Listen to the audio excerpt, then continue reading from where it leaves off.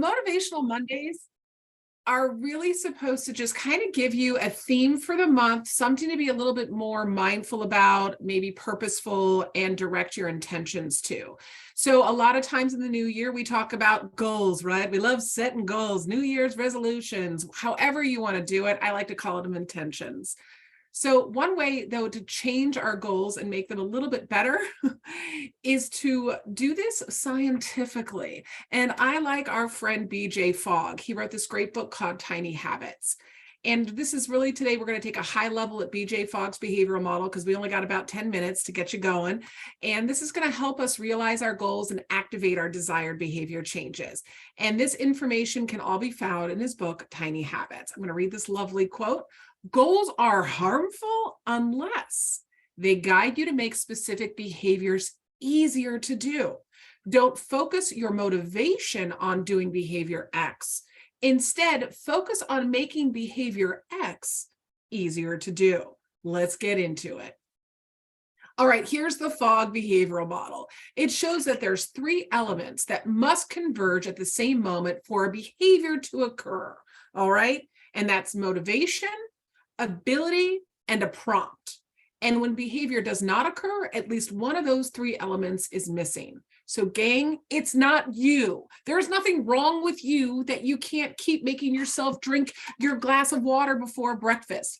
There's nothing wrong with you. It's just kind of how the brain is, okay?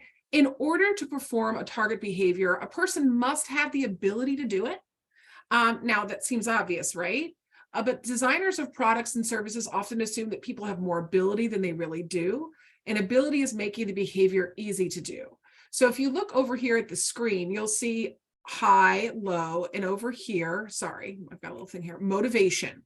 And then underneath is ability, and where you see the prompts. So if we have high motivation and it's hard to do, but we have prompts, we're more likely to complete that behavior. That's pretty exciting. Ability is extremely important. Okay, now that can improve, right? Our ability through training, learning new ways to do things, kind of like this whole process, using a tool or a resource that makes the behavior easier to do, or scale back the target behavior desire so it's an easier behavior to complete. And then you need a prompt, okay? That's the target behavior will not happen without the prompt. Sometimes a prompt can be external, like an alarm sounding. Other times the prompt can come from our daily routine. So walking through the kitchen may trigger us to open up a fridge, right? The concept of a prompt has different names. You could call it a cue, a trigger, a request, whatever. So for me, I have a routine in the morning and I get up, I let the dogs out, I take care of my personal business, and then I go make coffee. And while the coffee's being made, I see my dishes in the dry rack and I put those away. I've got a prompt, I've got motivation, and I have the ability. So that's why that behavior actually happens, not because I'm fabulous at putting dishes away. So there is a motivation. Now, we know that motivation comes in waves and is temporary. And it provides a temporary opportunity to do hard things. There are natural periods when motivation is low and people struggle to do hard things. That's going to happen because it ebbs and flows. The interesting thing is he identifies core motivators as sensation, anticipation, and belonging. And each one of those have 2 sides. For sensation, it could be pleasure and then pain. For anticipation, it could be hope or fear. I don't know if you remember last year, my colleague Suzanne Vickers did another webinar on anxiety and different types of anxieties, and she talked about anticipatory anxiety. That would be the fear portion of that. And then there's belonging, of social acceptance or social rejection. So these are motivators in our behaviors. So it's just an interesting way to look at motivation. A lot of times we don't break that down. And yes, I'm going super fast, gang, because this is a high level. We're just kind of getting you in the feel of things. Motivation is fleeting and unreliable, whereas habits and discipline, they are unyielding and aid you in following through. Just think about brushing your teeth.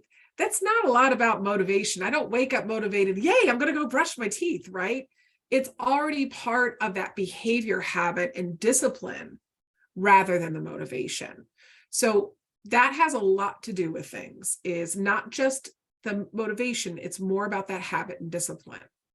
In order to do so, you need the ability, like in brushing your teeth, you need to have a toothbrush, right? You need to have the toothpaste. You need to have a sink, all those things. You also need to have the ability, the physical ability to brush your teeth. So when you think about ability, in order to perform a target behavior, you have to have the ability to do so. Now, once again, it seems obvious. So looking at the types of abilities, there's time, and that's a big one we think is finite, right? We know that. Money, sometimes physical effort, mental effort, and routine. A lot of the ones we struggle most with is the physical effort, mental effort, and routine. When we can get those in there, we have a better ability to complete tasks and complete behaviors. And that can be really helpful when you're looking at trying to take your goals into actual behavior change with the FOG model. And then those prompts, okay? We have the motivation. Let's say I really want to start drinking, a glass of water before my day starts because I know of all the nutritional and mental benefits. Great. But without the appropriate prompt, that behavior is not going to occur. Even if my motivation's high and the ability is high, timing is key. So when we're ready to perform a behavior, a well-timed prompt is a welcome distraction, and it gets us there. So successful prompts generally have 3 characteristics. We got to notice the prompt, right? If we don't notice it, we can't act on it. We associate the prompt with the target behavior. So like when I make my coffee, I put my dishes away. That's kind of an exact prompt that I've built in. And then a prompt is fired as we are both motivated and able to perform the behavior. Otherwise, we'll be annoyed and frustrated, right? We're just not going to follow through. He identifies 3 types of prompts, which is facilitator, signal, and spark. So the facilitator makes the behavior easier, the spark motivates the behavior, and the signal indicates or reminds the user to do it. So these really do influence behavior. And the prompt type needs to kind of match your target or user's context, which combines your motivation and ability. So think about when you're on the phone or you're on your cell phone or your iPad, and it wants you to update an app. One of my games, it won't let me log into the game when I need to update the application. I have to click on the button to even get into the game, right? I love my little game. It's super fun. So it literally, I'll go in there and it says update available. It doesn't let me get past that window. So it's a facilitator prompt. Boom, I hit that button and it prompts it sets up the update, right? That's what the designer of the game wanted me to do. He wanted me to update that, or she wanted me to update that. So I'm motivated to play the game. So I will comply with the prompt and then complete the target behavior, which was updating the game. Interesting.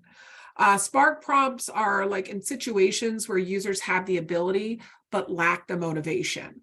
It either highlights that fear piece or inspiring hope as effective means and leveraging that as a persuasive pattern of the 3 core motivational drivers. Powerful spark prompts could be periodic events, construct recurring events and traditions to build up anticipation.